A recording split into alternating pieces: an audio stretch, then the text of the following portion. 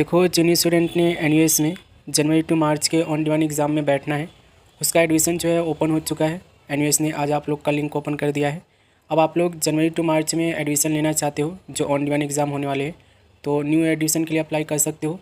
10वीं क्लास के स्टूडेंट्स भी कर सकते हैं और 12वीं क्लास के स्टूडेंट्स भी कर सकते हैं। जैसा कि आप जानते हो कि अगर आप पहले से पास हो 10वीं क्लास या 12वीं क्लास तो भी कर सकते हो। इम्प्रूवमेंट करना है या री एग्ज़ाम देना है तो भी आप कर सकते हो।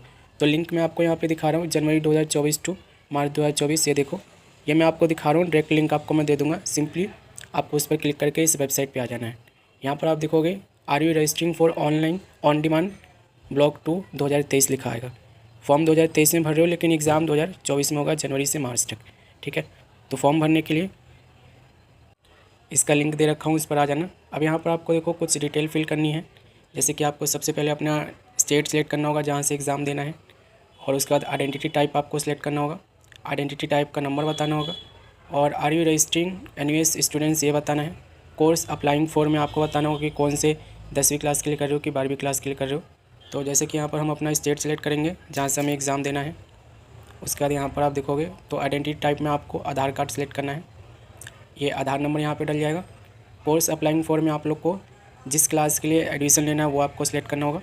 और आर यू अनरजिस्टरिंग एनयूएस लर्नर ये आपको सेलेक्ट करना। अगर आप पहले से एनयूएस के स्टूडेंट्स हो तो आपको यस, और नहीं हो तो नो करना है। ठीक है, उसके बाद आपको सिंपली सबमिट पे क्लिक करना है। ये आपके सामने इंटरफेस आएगा। Are you registering for on demand block 2 2023, आपको सिंपली यस पर क्लिक कर देना है। यस पर क्लिक कर दोगे, आपके सामने फॉर्म खुल के आ जाएगा। अब देखो, जो आप लोग का बेसिक डिटेल है ना, ये बहुत अच्छे से आराम से डालना, क्योंकि इसमें क्या होगा ना कि कुछ भी अगर आप गलती करोगे और OTP वगैरह सबमिट हो जाएगा तो इसमें एडिट नहीं होगा। ये फिक्स हो जाएगा। जो नाम आप डालोगे, जो डेट ऑफ बर्थ डालोगे, जो जेंडर डालोगे, mobile number, email ID, mother name, father name, सब फिक्स हो जाएगा एक बार जो डालोगे ये। तो ये सारी चीज़ें जो है आपके आधार कार्ड पे जो है उसके अकॉर्डिंग होना चाहिए, या मार्कशीट पे जो है उसके अकॉर्डिंग होना चाहिए। तो ये सारी चीज़ें डालोगे यहाँ पे, जैसे कि नेम है, फादर नेम है, मदर नेम है, डेट ऑफ बर्थ यहाँ से सिलेक्ट करोगे, जेंडर सेलेक्ट करोगे, आधार नंबर यहाँ से दोबारा पे डालना होगा, और मोबाइल नंबर, ईमेल आईडी याद रखना। जो अभी तक यूज़ नहीं किए हो एनयूएस एडमिशन में, वो ईमेल आईडी और आधार नंबर डालना होगा। ठीक है, फिर जनरेट OTP पे क्लिक करना है। याद रखना, OTP जनरेट करने के बाद आप नेम में कोई भी करेक्शन नहीं कर पाओगे, डेट ऑफ बर्थ में कोई करेक्शन नहीं कर पाओगे, या फिर अगर आपको किसी भी बेसिक डिटेल में कोई करेक्शन करवाना है तो नहीं कर पाओगे। ठीक है, और अगर आपका गलत हुआ तो उस केस में आप लोग का एडमिशन भी कंफर्म नहीं होगा। तो ये सारी चीज़ें आराम से डालना। ठीक है, तो ये सारी चीज़ें डालने के बाद आपको जनरेट OTP पे क्लिक करना है। तो देखो, अभी भी कह रहा हूँ, जो भी आपने नाम वगैरह डाले हो ना, देख लेना। ये यहाँ से एक बार जनरेट OTP पे क्लिक हुआ, OTP जनरेट हुआ, सबमिट हुआ, इसके बाद कोई भी करेक्शन करवाओगे उसका फ़ीस लगेगा, और एडमिशन तो कंफर्म होगा नहीं, ये भी ध्यान रखना। तो ये सारी चीज़ें सही से डालना है आपको।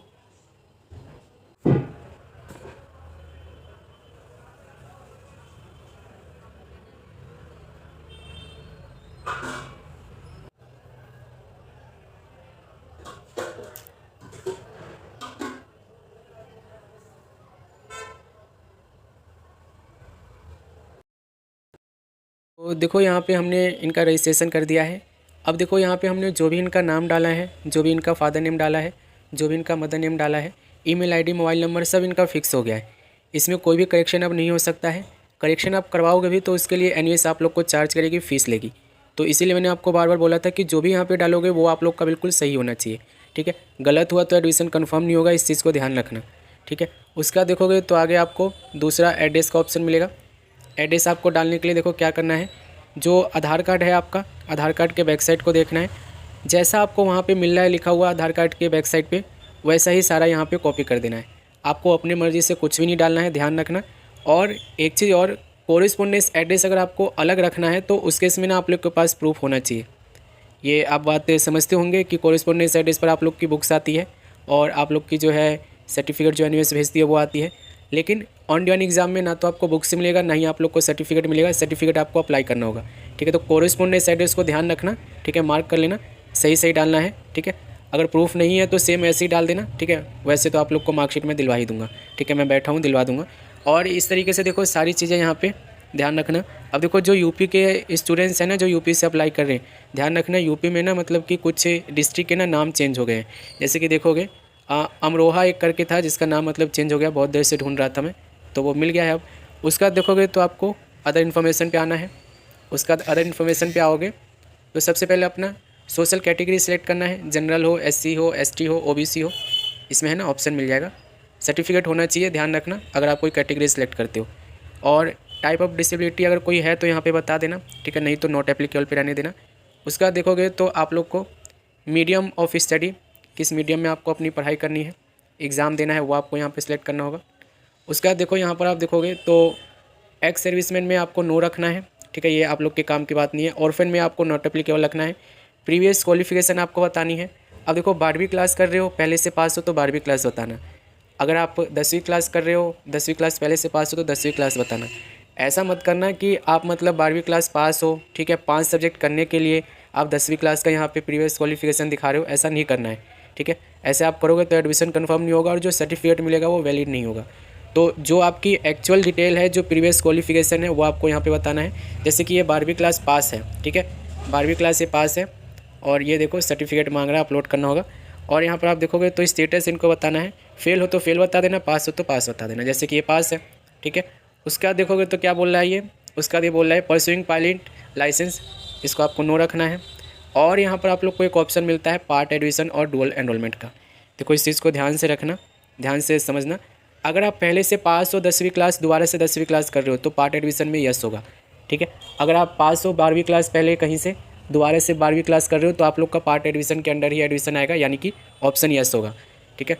नो करके आगे बढ़ोगे तो भाई ध्यान रखना 5 सब्जेक्ट का तो आपको ऑप्शन मिलेगा नहीं यहाँ पे, लेकिन अगर मिल भी जाता है ना तो सर्टिफिकेट वैलिड नहीं माना जाएगा, ठीक है। मैक्सिमम 4 सब्जेक्ट के लिए अप्लाई कर सकते हैं, ये चीज़ें इन्होंने बता दिया है। और आपको 10वीं क्लास का डिटेल यहाँ पे आपको भरना होगा, ठीक है, क्योंकि 12वीं क्लास आप कर रहे हो ना यहाँ से, तो 10वीं क्लास की डिटेल आपको देनी होगी कि कब आपने किए हो। क्योंकि देखो एनयूएस का रूल है 10वीं क्लास और 12वीं क्लास के बीच में 2 साल का गैप होना मैंडेटरी है, नहीं होता है तो इस केस में एग्ज़ाम नहीं दे सकते हो। तो इसलिए 10वीं क्लास की आपकी जो है डिटेल मांगेगा। सबसे पहले आपको अपना पासिंग ईयर सेलेक्ट करना है 10वीं क्लास का, रोल नंबर बताना है, बोर्ड बताना है, और उसके बाद आपको डिक्लेरेशन पे क्लिक करके, ये चेक बॉक्स पे क्लिक करके नेक्स्ट पे आगे बढ़ जाना है। उसके बाद देखोगे तो आप लोग को ऑनलाइन रजिस्ट्रेशन फॉर्म 4 स्ट्रीम 4, यहाँ पर आप लोग को ऑप्शनल डिटेल देनी है। जैसे कि डिसएडवांटेजेस ग्रुप में अगर आप आते हो तो सिलेक्ट कर लेना, ठीक है, नहीं तो नॉट एप्लीकेबल रखना। उसके बाद देखोगे तो आप लोग को यहाँ पे मदर टंग आपकी मम्मी की क्या भाषा है वो आप यहाँ पे देख लेना। उसके बाद देखो अपना रिलीजन सेलेक्ट कर लेना, हिंदू मुस्लिम सिख ईसाई क्या हो वो। मदर क्वालिफिकेशन आपको बताना है, अगर मदर पढ़ी लिखी है तो ठीक, नहीं तो कोई बात नहीं। योर जोग्राफिकल एरिया आपको बताना है यहाँ पे। अगर आपको पता नहीं है तो आप सीधा एनी अदर पे आपको क्लिक कर देना है। एक्स्ट्रा, यहाँ पे एक्स्ट्रा में आप लोग को मिल जाएगा परफॉर्मिंग आर्ट्स स्पोर्ट्स, कोई है तो देख लेना, नहीं तो आप लोग को एनी अदर पे आपको क्लिक कर देना है। इकोनॉमिकली बैकवर्ड क्लास अगर हो तो यहाँ पे सेलेक्ट कर लेना, सर्टिफिकेट देना होगा। उसके बाद देखो नेशनलिटी में इंडियन रखना है। उसके बाद आपको अपनी फादर की क्वालिफिकेशन सेलेक्ट करनी है, पढ़े लिखे हैं कि नहीं है। उसके बाद रेजिडेंस ऑफ पैलेस, किस तरीके के क्षेत्र में रहते हो, गाँव है, रूरल है मतलब कि, या फिर शहरी है, वो आप लोग को सिलेक्ट करना है, ठीक है। उसके बाद आप लोग को यहाँ पे अपनी एम्प्लॉयमेंट स्टेटस बतानी है, काम करते हो या फिर अनएम्प्लॉयड हो, ठीक है। तो अनएम्प्लॉयड यहाँ पे सिलेक्ट कर लिए हैं। यहाँ पर देखो आप लोग को फैमिली इनकम बतानी होगी, जितना कम यहाँ पे सिलेक्ट करोगे उतना ही आप लोग को ये बोलेगा कि सर्टिफिकेट दो। तो नॉर्मली आप लोग को 1.5 लाख का सिलेक्ट कर लेना है, नहीं तो आप लोग को सर्टिफिकेट मांगेगा कम सिलेक्ट करने पे। नेक्स्ट पे क्लिक करोगे, नेक्स्ट पे क्लिक करने के बाद देखोगे कि आपके सामने ऐसा इंटरफेस आएगा। अब देखो जैसे कि यहाँ पर आप को मिलेगा ऑप्शन अप्लाई फॉर TOC का, TOC लेना है ना, तो इस केस में आप लोग को यहाँ पे ऑप्शन को यस करना होगा। जैसे कि देखो TOC उनको मिलता है जो मतलब फेल होते हैं।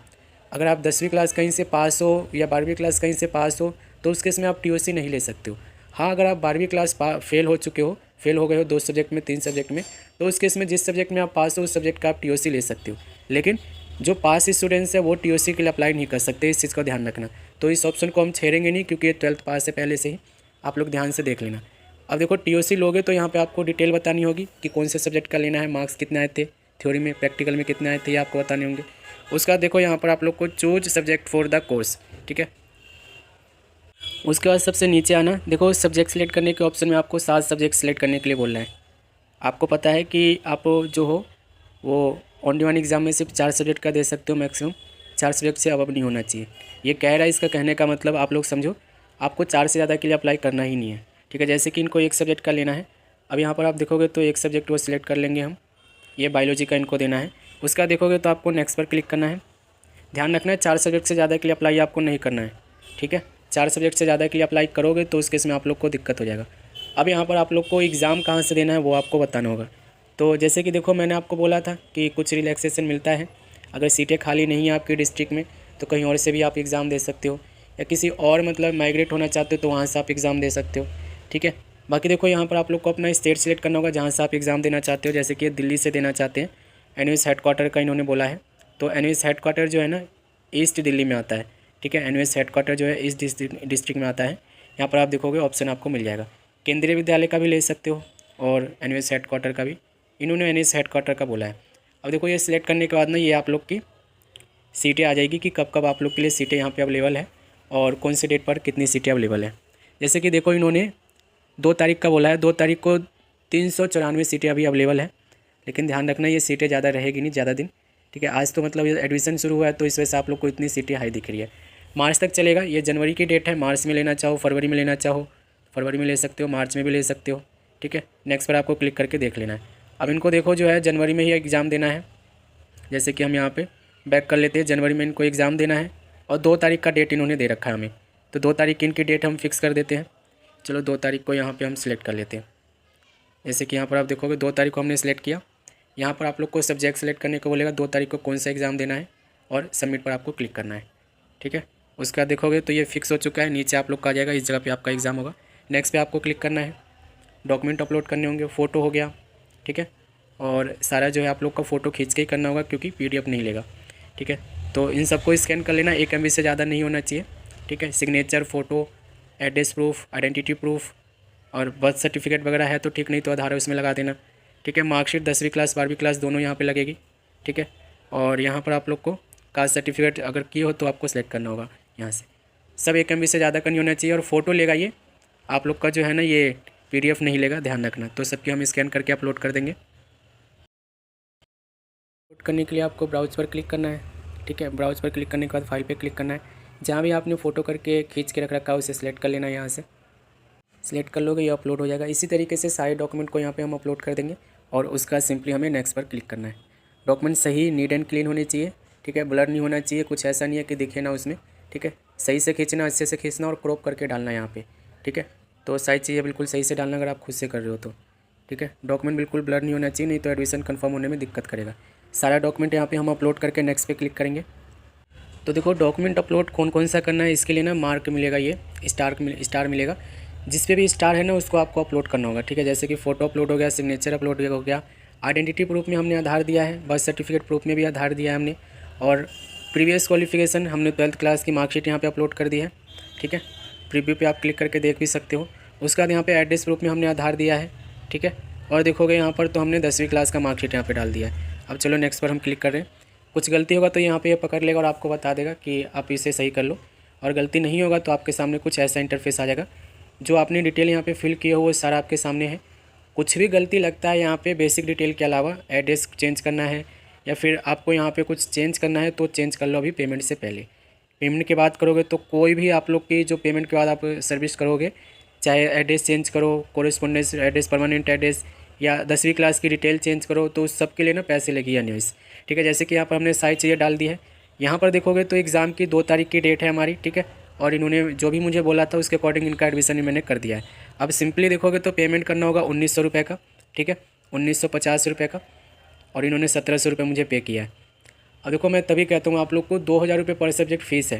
ये जो फ़ीस आप लोग को बता रहा हूँ ना, ये देखो बायोलॉजी एक सब्जेक्ट है, फ़ीस जो है ना यहाँ पर आप देखो 1900 रुपये है, ठीक है, 1950 रुपये। अब मैं इतना मेहनत कर रहा हूँ आप लोग के लिए, पूरा फॉर्म फिल करके दे रहा हूँ, एडमिशन की गारंटी ले रहा हूँ, तो 200-250 रुपये तो मेरा भी बनता है। अब इन्होंने 1700 रुपये दिया है, ठीक है, 1700 रुपये दिया, बता 1700 में क्या होगा। मैं इसीलिए कहता हूँ कि एडमिशन फ़ीस जो है ना पर सब्जेक्ट आप लोग की 1000 रुपये एडमिशन फ़ीस है और 1000 रुपये आप लोग की एग्ज़ाम फ़ीस है, ठीक है। ये सब चीज़ें जो है ना एग्जामिनेशन फ़ीस वगैरह, ये सारी चीज़ें आप लोग के एड्रेस पर और आप लोग के क्वालिफिकेशन के कब किए हो, क्या किए हो, उसके ऊपर डिपेंड करता है, ठीक है। अब इनसे मैं बोलता हूँ पैसे देंगे, उसके बाद पेमेंट करूँगा मैं। चलो सो इनका पेमेंट कर देते हैं। पे नाउ पे क्लिक करना है आपको, और यहाँ से आपको पेमेंट का एक मेथड सेलेक्ट करना होगा। ये देखो यहाँ पे आ गया, जैसे कि UPI से हम कर रहे हैं यहाँ पे पेमेंट, ठीक है। आप लोग और भी ऑप्शन को सिलेक्ट कर सकते हो, ठीक है। UPI पर हम क्लिक करेंगे, यहाँ पे UPI ID डालेंगे और वेरीफाई पे क्लिक करेंगे। तो वेरीफाई पे आप क्लिक कर दोगे और यहाँ पे ना आपकी डिटेल ये ले लेगा अगर आपने सही डाले हो तो। वेरीफाई पे आपको क्लिक करना है